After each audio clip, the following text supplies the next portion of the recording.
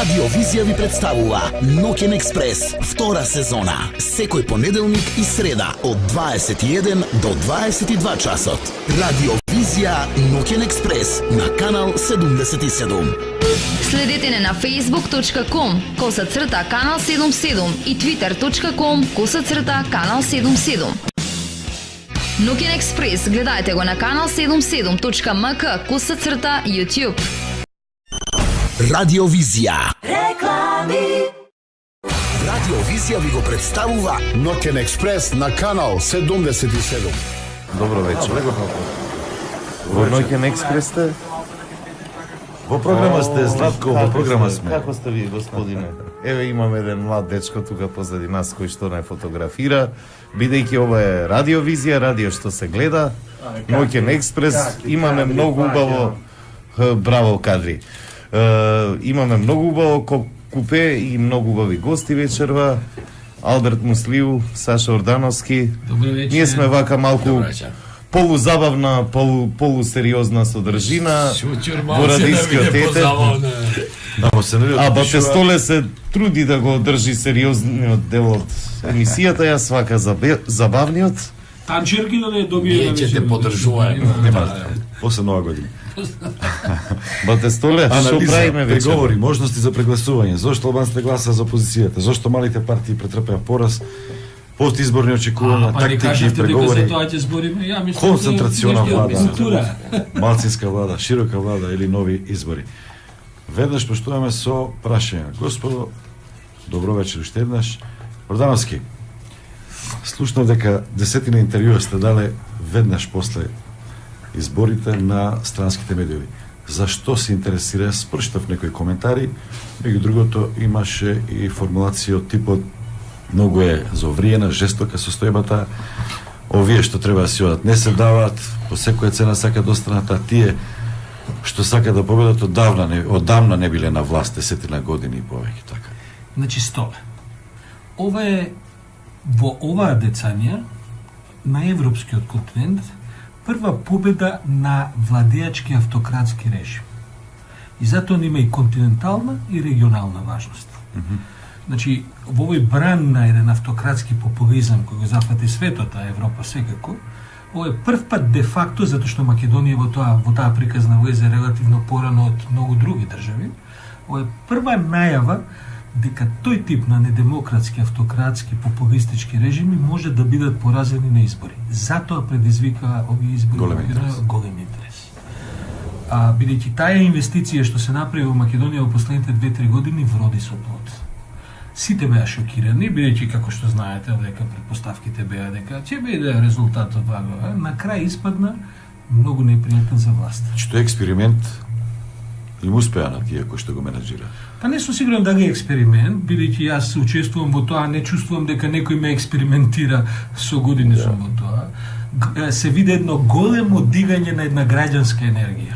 Значи, тоа е првата важност. Втората важност, видите, прв пат на Европска Унија и на Западот му се случува, на Западниот Балкан, да една голема немнозинска етничка заедница гласа за партија која не представува незината етничка заедница. Што не се случило? Тоа не се случило. Они се бават со друг тип на проблеми, се прават со распади на Босна, кај што сите имаат зидови меѓу себе дигнато, се распадуваат со Косово, со Македонија минатато и така натаму. Босна може би за социјалдемократите малку ама сакам да ја кажам, ова е еден бран на кој што и во Брисел се изненадени на извесен начин, додуше тие бидејќи се дел од кризата во Македонија и дел од причините за кризата во Македонија, тие се и глумат малку изненаденост. Меѓутоа, де факто, тоа се двете главни важни димензии. Овие избори покажаа дека е можна друг тип на држава на Балканот од тоа што 15-20 години и со крв се промовира. И тоа би требало да ги радува, така реагираат. Се разбира, бидејќи се они сега се впуштаат во проучување на целиот тој феномен. Македонија е мала држава, она не е голема држава за да биде важна во европски рамки и така натаму, но во една политичка пракса во смисла на тоа, ова се две многу важни димензии, на страна се разбира домашните се сите наши импликации и така натаму. Затоа имаше толкав интерес за следење од странците и ја да ви кажам право, не се кочев. Кој ми побари интервју дадов.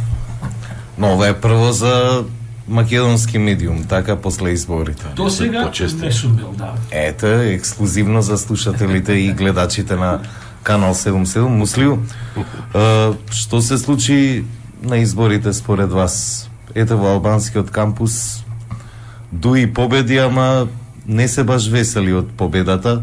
Преполовени се речиси гласовите на дуи на ДПА, а двете нови политички сили добија прилично многу гласови. Како го објаснувате овој феномен? Прилично изненадувачки, сите предпоставува нешто друго. Значи, прво вреди да се укаже дека кај албанците двете први главни партии од 90-та година не постојат. Дури едната од нив проба сега да излезе на избори и доби 1000 гласачи. Така да, за жал, првиот сенс кај албанските гласачи за казнување на политичките партии некако у Македонија беше подсенка и неприметно помина. Значи, а што кај македонската заедница не се случи. СДСМ и ВМРО се тие кои се менуваат на власт од 90-та година. Дури тие идеологии, нели, предполагаат и припадниците на едната и другата опција и на она што било пред 90-та, нели? ВМРО од постои од 19 век и се слави. Така исто и СДСМ го слави. А што се случи сега? Значи, општо познато беше дека рейтингот или задоволството на албанските гласачи со лидерот на владеачката партија беше минимално. Мислам на лидерот на ВМРО да помене. Значи, ако некој имал низок рейтинг кај албанците од 90-та година фактички, до сега е он. Но нема начин, механизам како да се сооча со него. Албанските партии, владеачката, инсистираше на правилото на победникот од двете страни на политика. Така да се дојде до една пат ситуација, каде што очигледно бирачите на тие албански партии кои беа на власт беа апсолутно против тој со кого коалицира. Од друга страна, тие на разни политички начини се трудеа тоа да го минимизираат тој ефект и да укажат дека тој е фактички заштитен механизам за помалите заедници. Радио Визија ви го представува Ноќен експрес на Канал 77. Летна ноќ, таму негде, звезди рој, воздишки без број, од ова небо скриени, вечно изгубени. Јас, доста млад, со тебе сум во склад, ти скептична, зарем си во брак, сите гледаат, знаат се, а нам не ни пречи.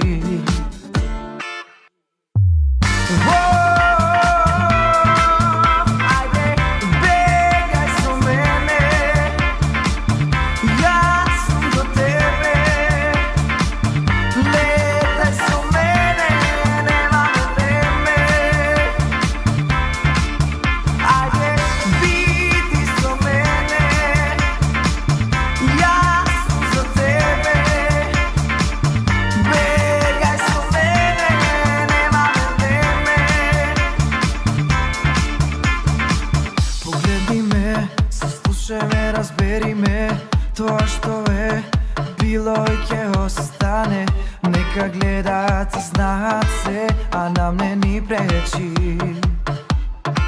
Ти велиш бунтовник, во душа сум јас, ти прекрасна, а нам ни нема спас, љубоморат изборуваат се, а нам не ни пречи.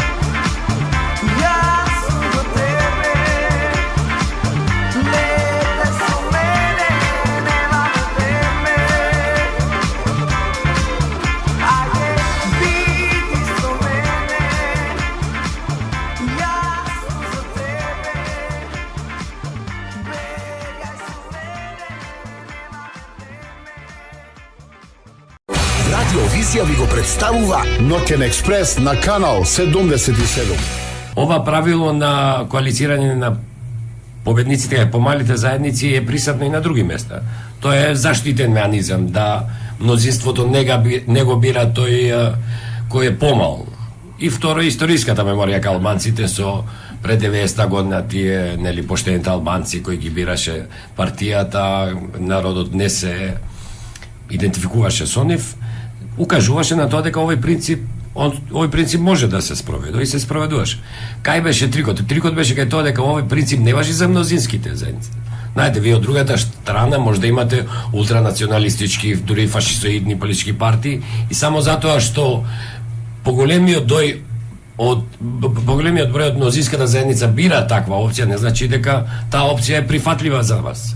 Кој ќе биде поштениот овој пат во албанскиот политички кампус, кој што ќе отиде, например, со една партија која што имаше прилично жестока антиалбанска реторика. Тука имаме две партии. Значи имаме две партии. Имаме една партија која таа мачната фаза ја помина, значи СДСМ, лидерот на СДСМ ја помина мачната фаза на убедување на своите бирачи дека еднаквоста, соживото, толеранцијата подразбира заеднички развој и заедничка држава. И таму кој се одлеа, другите останаа, така да имаме една прилично голема, компактна група која верува во заеднички живот. Од друга страна имаме владеачката која инсистираше на раздвојување, инсистираше на одбрана на државата од така наречените опасни албанци. Реториката беше лоша, повремено малце омекнуваше и таа даде резултат, но постизборно ги стави во ситуација каде што нивниот пазар ќе мора да биде поголем ако сакат да влезат пак во пазара, затоа што и очекувањата кај албанските бирачи, било тие да се помалите за поголемите партии, дали било да се за тие кои се во опозицијската СДСМ се многу поголеми.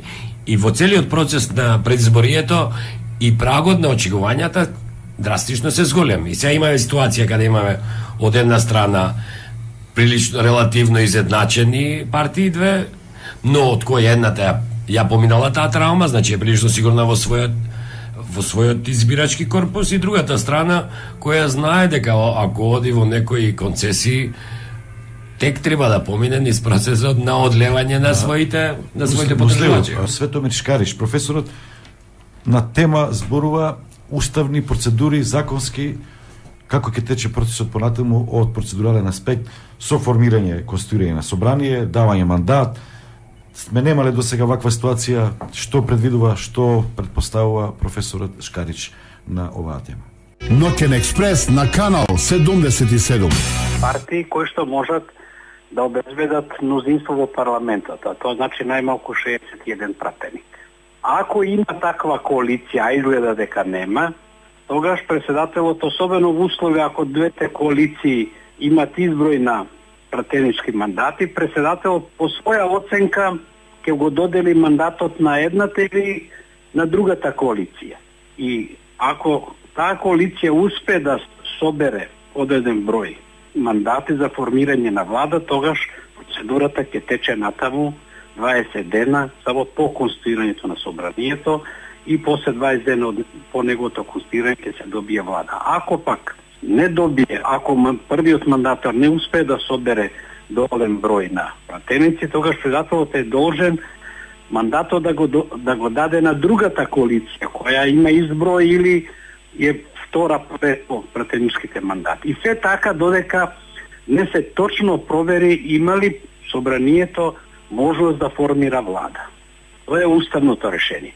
А ако собранието нема можност да формира влада, не може да се формира парламентарно мнозинство, тогаш прашањето е отворено. Што понатаму? Но тоа ќе видиме како ќе се одвива. Нашиот устав, за разлика од другите устави, нема решение за тој проблем, а во другите земји, например, ако не може да се формира влада во два наврати, од она партија или коалиција која што освоила најголем број мандати, ако не може да обезбеди парламентарно мнозинство, по два обида, тогаш се распушта собранието. Но ние немаме такво решение. Собранието останува, ќе видиме како тоа ќе се разрешува. Ќе видиме сега која коалиција која имаат најголем број пратеници во собранието ќе биде способна да формира такво мнозинство.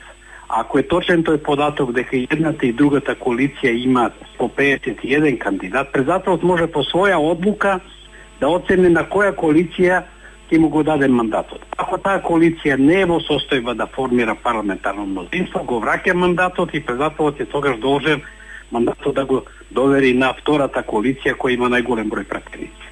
Ете, тоа е решението. Ако пак, да резимирам, не може ни една од коалициите да формира влада, тогаш ќе видиме како ќе се пронајде решението.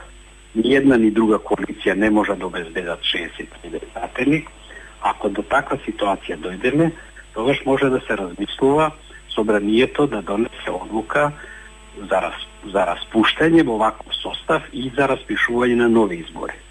Дали тие избори ќе се совпаднат со локалните избори или ќе бидат одвоени, пак за тоа треба да се дискутира. Изгледа дека тоа ќе биде од уставна гледна точка најрационално решение, доколку не може да се формира влада во ваков однос на силите.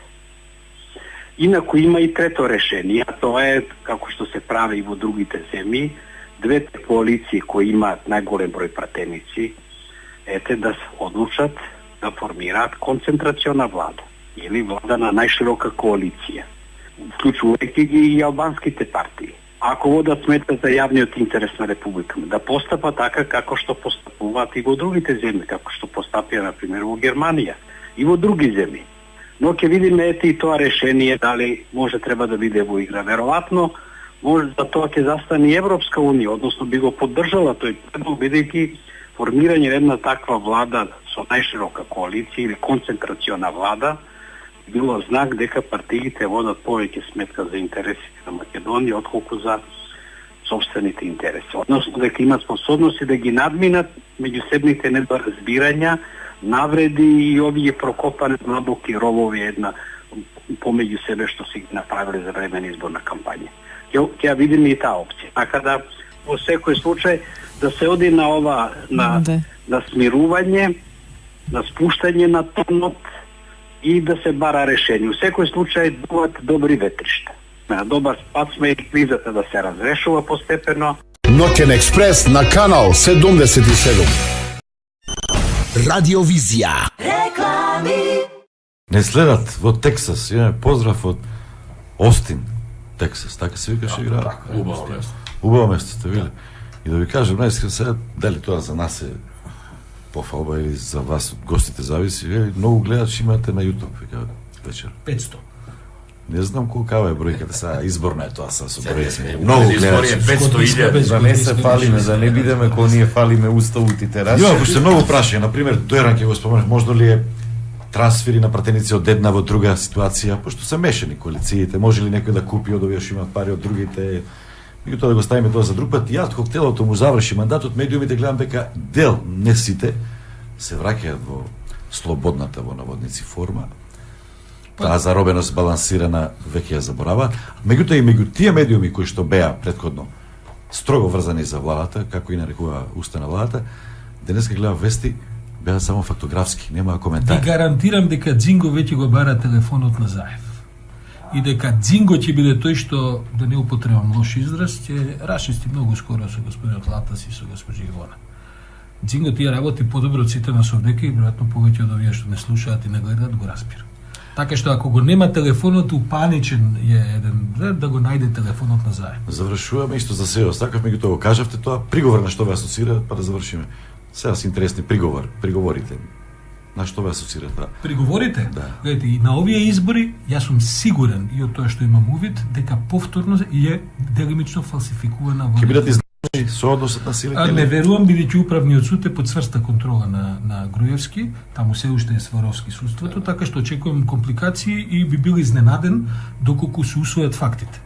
Јас сум малце пооптимистичен од Сашо за оваа процедура, мислам дека е под силен надзор, значи процедурата ќе мора транспарентно да ја спроведуваат, и ако фактите се како што се укажува дека се многу јасни и чисти, дека тоа може и да се случи. Така да не сум баш песимистичен дека може нешто да се случи. Радио Визија ви го представува Ноќен експрес на канал 77. Петрите, толку за вечерва. Благодарам на толку имате ли во живо сме повторно. На Маслио, благодарам на професорот Шкарич и на слушателите што се јавија и репризата која ќе биде? Репризите ни се во сабота и недела по стадион. А во живо не слушате понеделник и среда од 21 па натаму. Ние ви благодариме, пријатно. Ние ви благодариме. Да се видиме пак. Да ни Фала на карикатурите. Ноќниот експрес заврши.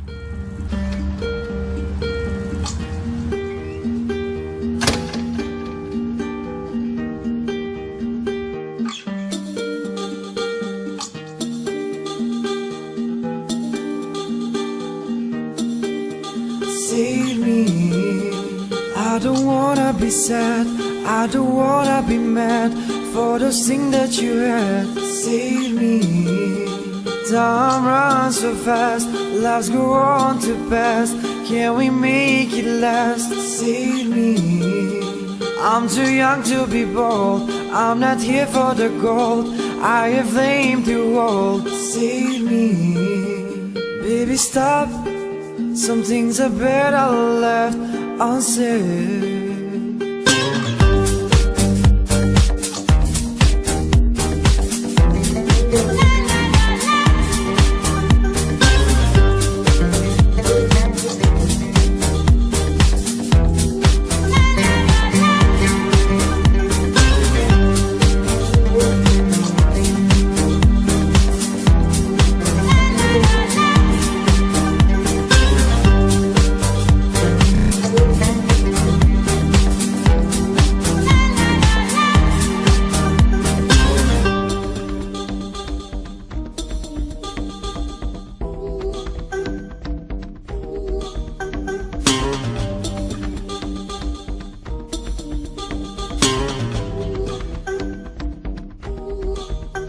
Save me.